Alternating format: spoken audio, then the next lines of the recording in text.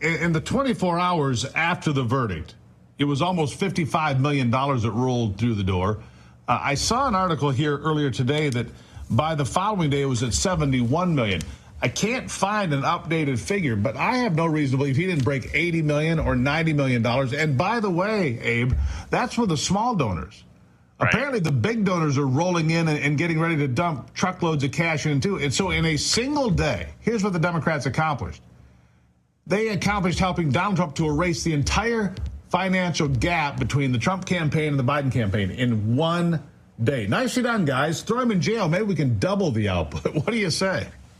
Seems like justice is finding another way outside the courtroom, Steve. And, you know, here we're looking at what the Joe Biden campaign did when these indictments first started happening in March of 2023, when Alvin Bragg first announced that indictment.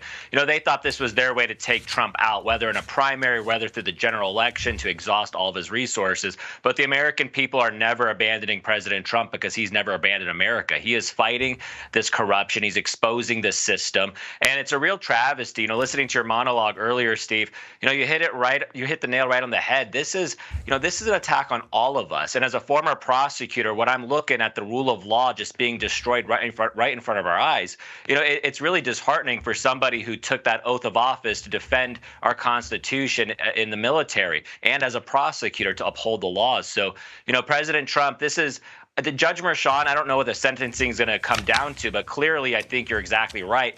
They're not going to show us any mercy.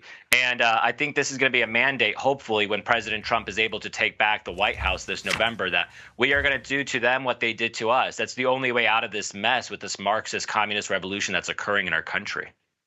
You know, Abe, I could not possibly agree with you more. We need to blunt this socialist wave or whatever this is. We just saw Mexico, you know, elect another far left socialist candidate, which means our southern border is going to remain exactly as it is, wide open under the control of the cartels. Mexico will do us no favors, it seems to me.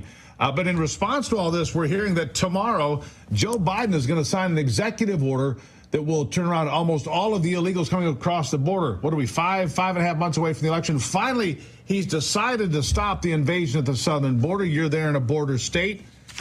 Do people take this seriously?